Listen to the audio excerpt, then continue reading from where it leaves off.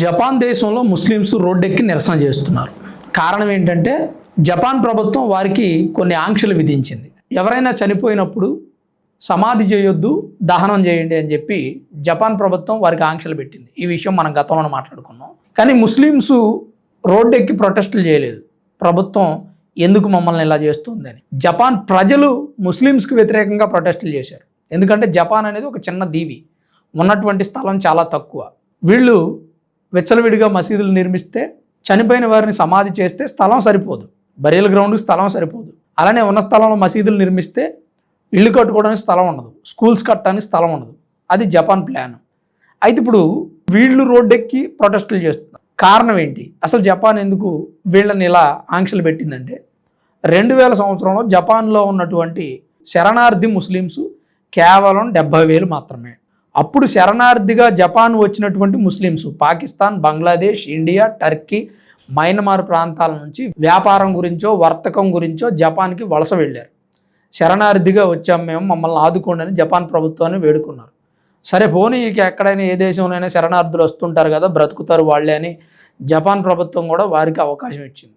ఇక కొంతకాలం ఉన్న తర్వాత సార్ మరి కొద్దిగా మసీదులు అవి కట్టుకుంటాం ఏమన్నా అని అంటే సరే పోనీ ఇక సర్లే అని మొత్తం జపాన్ మొత్తం మీద 16 మసీదులే 2000 సంవత్సరంలో ఉంది. సరే అని 2000 సంవత్సరం నుంచి ఆ మసీదులు కొనసాగుతూనే ఉన్నాయి. అలా కొనసాగుతుంటే ముస్లిమ్స్ సంఖ్య గణనీయంగా పెరిగిపోయింది. మసీదుల సంఖ్య ఊహించని రీతిలో పెరిగిపోయింది. 2000 సంవత్సరంలో 70,000 ఉన్నటువంటి ముస్లిం జనాభా 2026 నాటికి 4,25,000 అయింది. 2000 సంవత్సరంలో కేవలం 16 మసీదులు మాత్రమే ఉండి 2026 నాటికి 165 మసీదులు అయ్యాయి.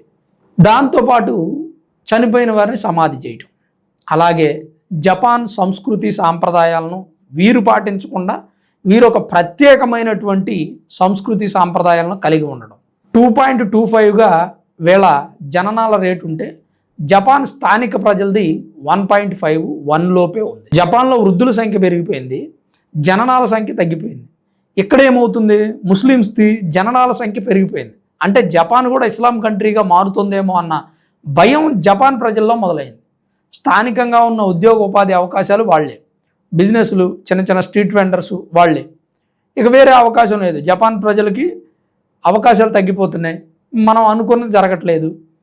శరణార్థిగా వచ్చిన వాళ్ళు మన దేశంలో ఇదే రకమైనటువంటి పరిస్థితి ఏంటని జపాన్ ప్రజలు వ్యతిరేకిస్తుంటే జపాన్ ప్రజల ఆలోచనలకు అనుగుణంగా ఆ ప్రభుత్వం వీరికి కొన్ని రూల్స్ పెట్టింది. ఇందుకని ముస్లిమ్స్ రోడ్డెక్కి ధర్నాలు చేస్తూ ఉన్నారు. జపాన్ ప్రభుత్వం మాకు అవకాశాలు ఇవ్వాలి అని. ఇంకేం అవకాశాలు ఇస్తారు? దేశాన్ని సగం ముంచారు, ఇంకెక్కడ తెచ్చివ్వమంటారు అవకాశాలు? అంటే సాయంత్రం జపాన్లో ఉన్న ప్రజలంతా కూడా జపాన్ వదిలేసి మీకు అప్పచెప్పి వెళ్ళిపోవాలా? ఇది ఎక్కడ దరిద్రం అండి, నాకు అర్థం కాదు.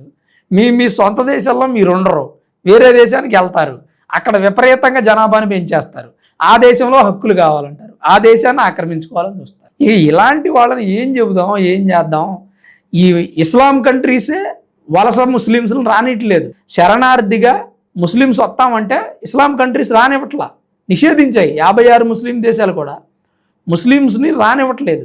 ఎందుకంటే వీళ్ళు దొంగతనాలు చేస్తున్నారు, నేరాలకు పాల్పడుతున్నారు, ఎక్కడ పెడితే అక్కడ నమాజులు చేస్తున్నారు, మసీదుల ముందు దర్గాల ముందు అడుక్కుంటున్నారని 56 ముస్లిం దేశాలు నిషేధించాయి. నా మాట అబద్ధం అయితే మీరు గూగుల్లోనే ChatGPTలోనే చూడండి, విజువల్స్తో సహా మీకు వస్తాయి. కొంతమంది ఏమంటారంటే ముస్లిమ్స్ గురించి నువ్వు బాగా చెప్తున్నావు వీడియోలు పొద్దాకులు, ఏమైంది నీకు, ఎందుకు వాళ్ళ గురించి చెప్పడానికి వీడియోలు చేస్తున్నావు అంటారు. నేను అన్ని విషయాల మీద చేస్తా. ప్రపంచంలో జరిగే ప్రతి విషయం నా దృష్టికి వస్తే దాన్ని ఖచ్చితంగా మీకు చూపించే ప్రయత్నం చేస్తాను. ఇలా చెప్తే మనం ఏదో ముస్లిమ్స్ని హేట్ చేస్తున్నాం అనుకున్నాను. నేను ఎవ్వరికి వ్యతిరేకం కాదండి, మనం అందరినీ సపోర్ట్ చేస్తాం. కాకపోతే ప్రతి ఒక్కరూ కూడా దేశానికి రాజ్యాంగానికి కట్టుబడి ఉండాలి. ప్రభుత్వం పెట్టినటువంటి నియమాలను పాటిస్తే దేశం కొంతకాలం సుభిక్షంగా ఉంటుంది. మరి జపాన్లో వీళ్ళు రోడ్డెక్కి ప్రొటెస్టులు చేయడంపై మీ అభిప్రాయం ఏంటి? వాళ్ళు పెట్టినటువంటి రూల్స్ జపాన్ ప్రభుత్వం ఇవ్వాలంటారా వద్దా? తప్పకుండా మీ అభిప్రాయాన్ని కామెంట్ రూపంలో రాయండి. Thanks for watching this video. This is Ram signing off Sanmar studios.